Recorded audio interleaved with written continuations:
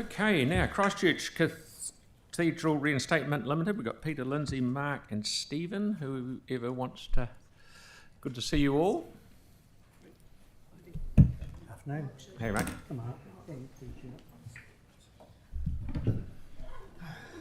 Got it, mate. Okay. Oh, and Ben. What's it? It's all yours, mate. Thanks very much. Good afternoon, everyone, and thanks for the opportunity to make a submission today. In my presentation, I'll be focusing on the reopening of the cathedral and revitalising the square.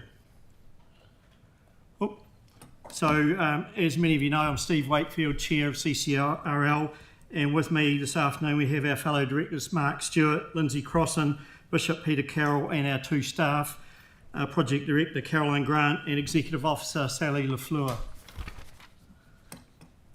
What I plan to cover with you today is our shared problem, the proposed solution, the funding pathway, and our request of council.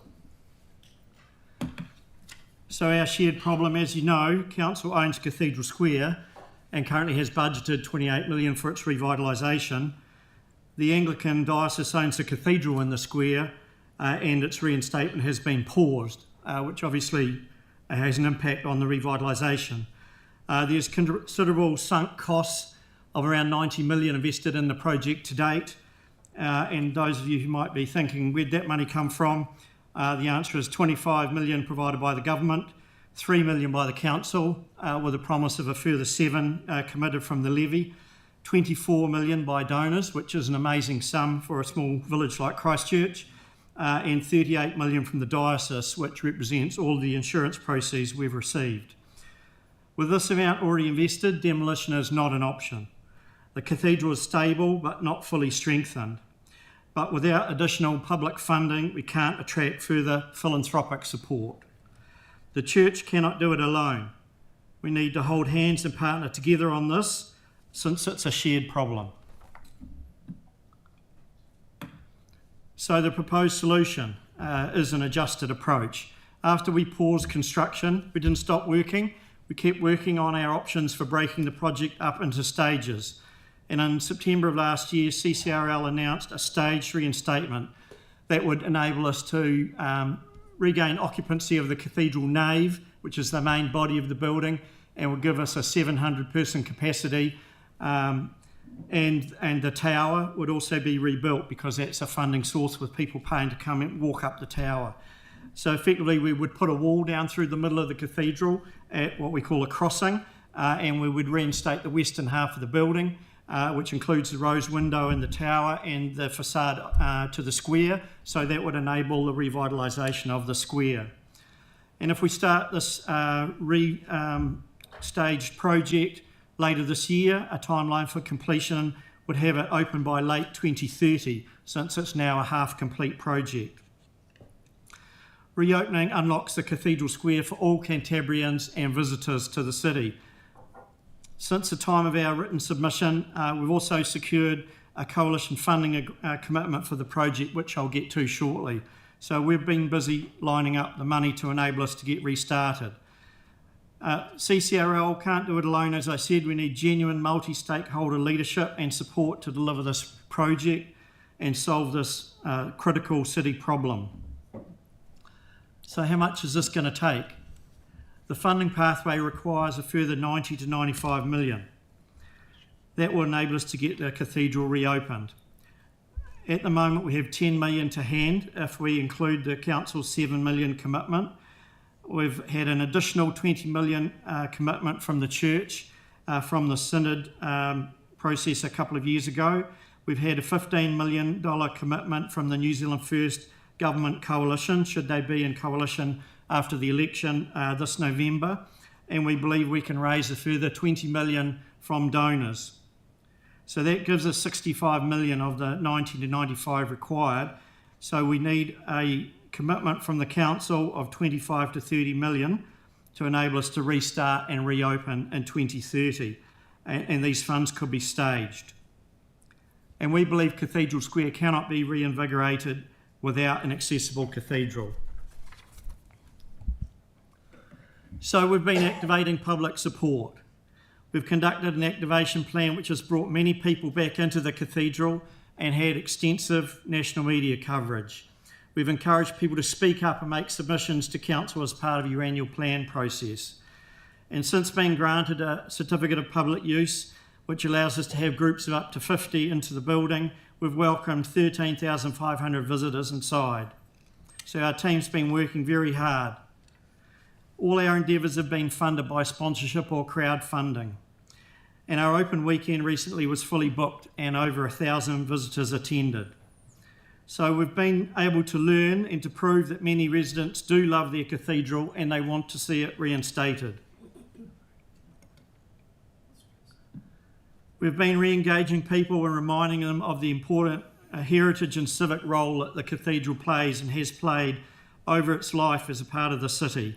And you can see a photograph there of one activation with the Hurihanga light show where a crowd came into the cathedral several nights in a row.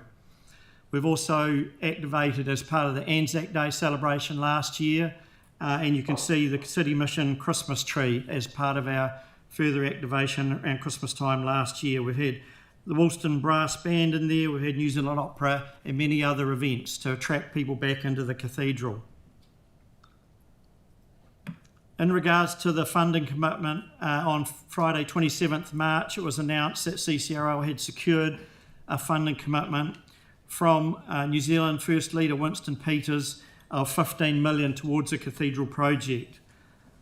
The importance of the cathedral to this nation's heritage has been recognised again by this central government coalition partner. And I'd like to thank Vic for joining us as Deputy Mayor to show support for this important announcement a couple of weeks ago.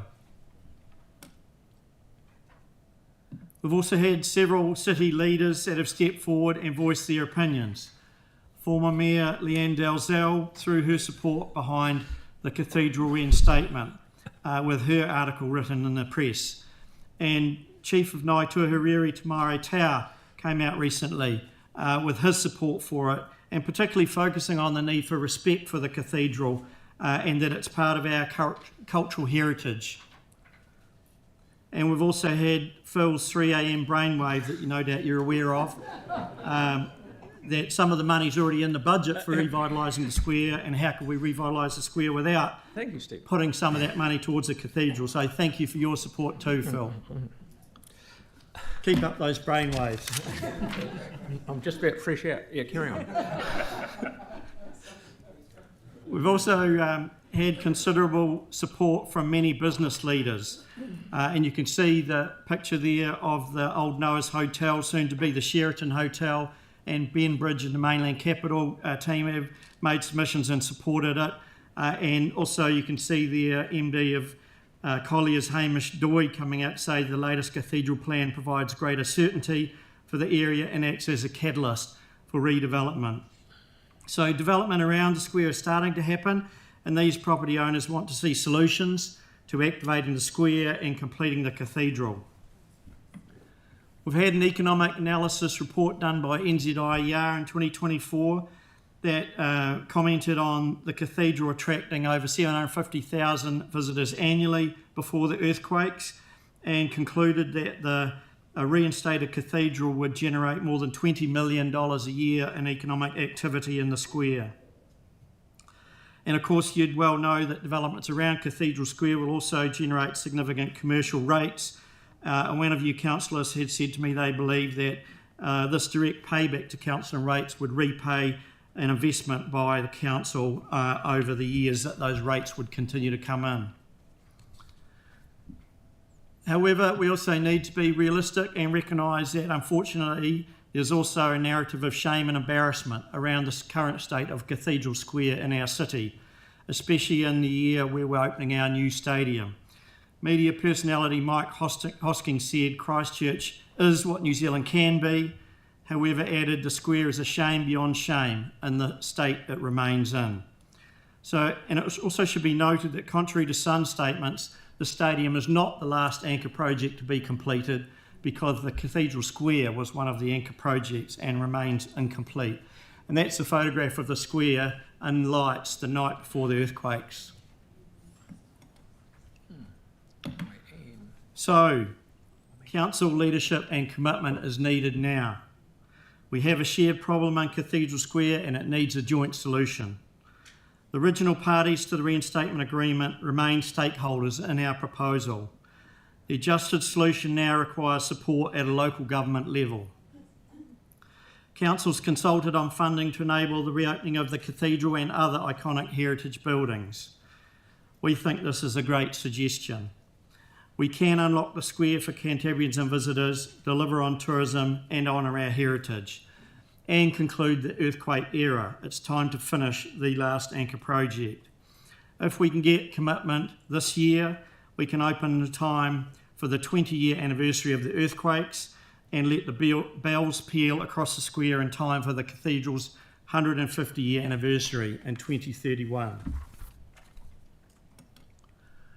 So, what exactly are we asking Council for?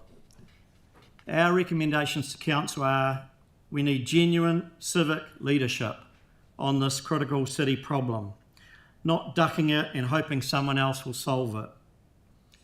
We agree 100% with the establishment of the proposed Iconic Heritage Buildings Fund to benefit the 4 iconic heritage buildings, and of course we are one-eyed Cantabrians with a bias towards the Cathedral being the #1 priority in that group. We believe Council can enable reopening to be achieved, for example by committing $10 million from the Cathedral Square revitalisation funding that's already budgeted in your existing plans, and a further $20 million from the new Iconic Heritage Buildings Fund, which could be staged, if you would like, over a further 2 years. This will be a catalyst for securing donor funding and the church funding and the government funding. If the council doesn't chime in, we won't get that money from the central government, and it will be a shame to say goodbye to that $15 million. So I'll finish there. Thank you very much for listening, and I'm happy to take any questions along with my fellow colleagues here. Thank you, Stephen. We've used up all the time, but we are ahead of time, so we'll fire away with a few of them. Sam and then Tim. Yeah, hey, thanks very much, team, for coming in and all the work you do. I just wondered 2 things, and one might be an action for the organisation, is around the rates take from additional development in the square. So whether we could maybe get some advice, I just think about what Ben Bridge and that are doing at Noah's, and we get an additional $1 million a year in rates from that building. So it's, what else can be unlocked if we were to look at something. The second one was just around the commitment from New Zealand First, and it was just understanding how that, when do you get they've announced it obviously, which is really good and great for the city and obviously take any money. What is the time commitment? Like, will you get something, assuming they're back in government, at the end of the year, or how does that work? They've said that if they're in a coalition after the election, then that money would be forthcoming, but they haven't said when. Okay. So obviously they realise that we need to get on with it. Yeah. So there hasn't been any statement that it would be staged over a long period or anything. But obviously they can't commit to that till they're actually in government. So but they've said it will be part of the coalition agreement should they be in that coalition. So potentially by the end of the year we've got that solid commitment. Yeah, it would be late November, December, something like that. I would expect. Great, thank you. And Stephen, just to be clear, as long as you've got the commitment, you don't need all the money bang on day one. It's exactly right. Yeah, okay. Yeah. Tim, please. Sorry. The 90 million that we spend will take a normal construction S-curve. So, No, really annoyingly, Sam got my question first, but it would be really good to get an idea of what the possibility of the rate take is Hamish Doig's put it perfectly, it is a catalyst for the development in those sections around Cathedral Square, which are wasted money at the moment. So that'd be something we could look at and work with you guys on. Thanks, Tim. We'll ask Mary to do it before she leaves. Give her something to do in the spare time. Nathaniel. Thank you, and I think having this do the 2-phase approach you've taken and that idea that 2030 we can actually get it done is fantastic. So I think it's great. There are a couple of concerns that I had. The first one is around the transitional cathedral. As part of the model is that we buy the transitional cathedral land. My big concern is that we as council basically get saddled with this building, and then instead of having what we perhaps want at the precinct to sort of help the precinct work, we have another ageing heritage building with all the sort of public pressure that comes with that. Are you open to, as a part of the plan, to remove that building or demolish that building before offering it to us for sale? Well, we've had some discussions and nothing's been concluded, so anything's possible. Yeah. The obvious options would be that the building stays there and has another use, or it could be removed. I think there would be a lot of disappointment from some citizens who love the transitional cathedral and what it's achieved for the city post-earthquakes. And I know that some architects believe it's got heritage in its own merit. You could call it modern heritage if you like, but it is an award-winning building. I think all those options need to be looked at. We haven't committed one way or the other. One option is that we could sell it as is to council, or we could sell it to the open market if council doesn't want to deal with the building. Yeah. Thank you. And then the second one was, I guess, a concern that I hear a lot from ratepayers is that, of course, this is phase one and there's going to be a phase two as well. Is there any willingness to make a public commitment that we won't have requests for ratepayer funding for phase two of the project, and that this is sort of the final ratepayer funding envelope that we're looking at for the cathedral? Well, Bishop. I'd like to do a bit of thinking before I go public, because once you go public, you've made an irrevocable statement. But I want to assure council that my assumption is that if we can get this nave, tower and west porch reopened, then the remainder of the building will rest solely on the diocese for some future fundraising campaign, and it may take quite a long time to raise funds to complete what could be, at the end of the day, another $100 million. So I accept that we would have a significant part of the cathedral unused behind that wall that Steve talked about, and I also get it that we almost certainly could not come back to the council of the day for further funding, let alone to central government. Yeah. And for me and many of the residents I represent, those two are the big barriers in the way of really wholehearted support for the project. So thank you. And we've got time for one more. Tyler, please. Sorry, Tyler. Kia ora, everyone. Thank you for coming in. I just have a question. I'm playing bad guy's advocate here for a second. I just want to garner an understanding on your considerations in either rescoping or descoping parts of the cathedral in order for it to be more feasible for other organisations to invest. Has there been any further consideration after the changes that have happened? We did a lot of descoping as a part of the option analysis, and that included descoping the ancillary buildings, which included the visitor centre and the cathedral centre, and also descoping the base isolators. So we felt that we've sort of cut it back to the bare minimum to have a working building. That would still mean that we have temporary buildings to the south side that would include toilets, because the cathedral doesn't have its own toilets. So we feel like we've skinnied it down to the minimum possible. And of course, in reducing cost, another way to reduce cost is to get on with it straight away, because construction costs keep going up. So we didn't want to have more delay. That's really good public knowledge. Thank you so much. Thank you. And thank you very much. Always a pleasure to see you. Good to see you, Mark. Thanks. Thank you. Thank you. Thank you. Thanks, everyone. Okay, so now we have Christine, please.